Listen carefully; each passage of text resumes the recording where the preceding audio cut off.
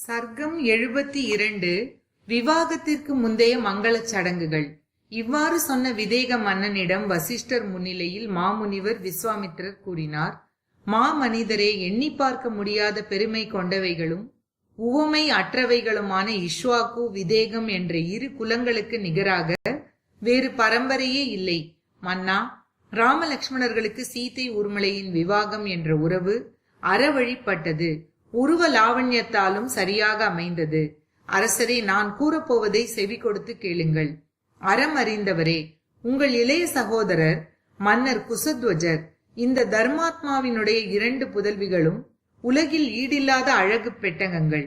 எங்கள் பக்கத்தில் உள்ள தகுதி வாய்ந்த 2 இளைஞர்களுக்கு மனைவிகளாக கொடுக்க வேண்டும் என்று கேட்டுக்கொள்கிறோம். மன்னா, குமாரனான பரதனும் புத்திமானான சத்ருக்னனும் 2 பெண்களையும் கன்னியாதானம் செய்து கொடுக்கும்படி கோருகிறோம். தசரதருடைய புதல்வர்களாகிய இவர்கள் எல்லோரும் வாலிப மிடுக்குடன் விளங்குபவர்கள், உலக காப்பாளர்கள் போன்றவர்கள், தேவர்களுக்கு நிகரான பேராற்றல் படைத்தவர்கள். ராஜேந்திரா, இஷ்வாக்கு பரம்பரை இடையராது தொடர்ந்து வருவது தங்கள் பரம்பரை புண்ணிய செயல்களில் ஈடுபட்டது. எனவே 2 குலங்களின் உறவும் முடிச்சு போடப்படட்டும். வசிஷ்டருடைய சம்மதத்துடன் விஸ்வாமித்திரர் பேசியதை கேட்ட ஜனகர் கைகளை கூப்பிக்கொண்டு 2 மாமுனிவர்களையும் நோக்கி கூறினார். எங்கள் குலம் பாக்கியம் செய்திருக்கிறது என்று எண்ணுகிறேன். அதனால்தான் மாமுனிவர்களாகிய நீங்கள் இருவரும் தாங்களாகவே உச்சிதமான குலத்தொடர்பை ஆணையிடுகிறீர்கள். அப்படியே ஆகட்டும். தங்கள் அருளாசி கிடைக்கட்டும். குசத்வஜனுடைய 2 புதல்விகளும் பரதன் சத்ருக்னன் ஆகிய இருவருக்கும் முறையே மனைவிகள் ஆகட்டும். மாமுனிவரே, பேராற்றல் பொருந்திய அரச குமாரர்கள் 4 அரச குமாரிகளையும் ஒரே நாளில் பாணிகிரகணம் செய்து கொள்வார்களாக.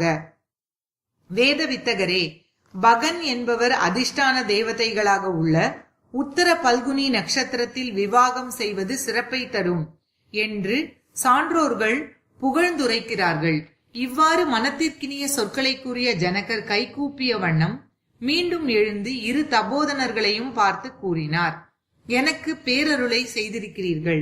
விவாகத்திற்கு உரியவர்களாக 4 பெண்கள் இருக்கும்போது ஒருத்திக்கு மட்டுமோ அல்லது இருவருக்கு மட்டுமோ விவாகம் நடத்துவது என்பது நல்லறமாகாது என்பதை உணர்த்தி 4 என் தம்பியின் புதல்விகளுக்கும் விவாகம் நடைபெறுவதற்கான வழியை தேடி தந்தீர்களே, என்ன பாக்கியம்! நான் எப்போதும் தங்கள் சீடன். மாமுனிவர்களாகிய நீங்கள் இருவரும் தலைமை பீடங்களில் அமர வேண்டும் என்று பிரார்த்திக்கிறேன். இந்த பட்டணம் எப்படி தசரதருக்கும் உரிமையுடையதாக ஆகிறதோ அதுபோல அயோத்தி பட்டணமும் எனக்கு உரிமையுடையதாக ஆகிறது. உங்களுக்கு இந்த நகரத்தின் மீது முழு அதிகாரமும் இருக்கிறது என்பதில் சந்தேகம் இல்லை. உங்கள் விருப்பப்படி செய்வதற்கு ஆணையிடலாம். இவ்வாறு விதேக மன்னர் ஜனகர் பேசி முடித்ததும் ரகுநந்தனரான மன்னர் தசரதர் அவருக்கு பதில் கூறினார். மிதிலைக்கு அதிபர்களான சகோதரர்கள் இருவரும் எண்ண முடியாத நற்குணங்கள் நிறைந்தவர்கள்.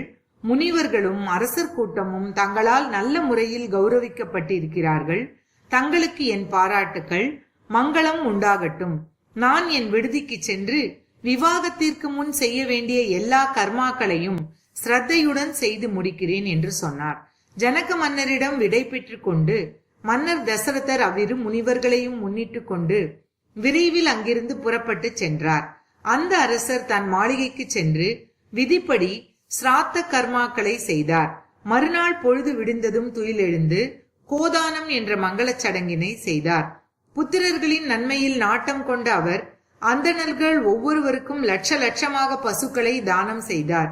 ஆண்களில் ஏறு போன்றவரும் பிள்ளை பாசம் மிக்கவருமான அவர் புதல்வர்களின் கோதான சடங்கை முன்னிட்டு தங்க பூண் இழைக்கப்பட்ட கொம்புகளை உடையவைகளும் அங்கலட்சண குறை இல்லாதவைகளுமான கன்றுகளோடு கூடியவைகளும் ஏராளமாக பால் கொடுக்கின்றவைகளுமான 4 லட்சம் பசுக்களையும் பல வகையான செல்வங்களையும் அந்தணர்களுக்கு வழங்கினார்.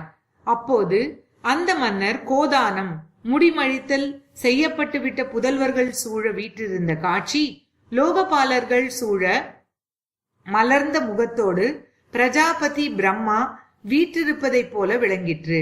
ஸ்ரீமத் வால்மீகி ராமாயணம் பாலகாண்டத்தில் 72வது சர்க்கம் முற்றிற்று.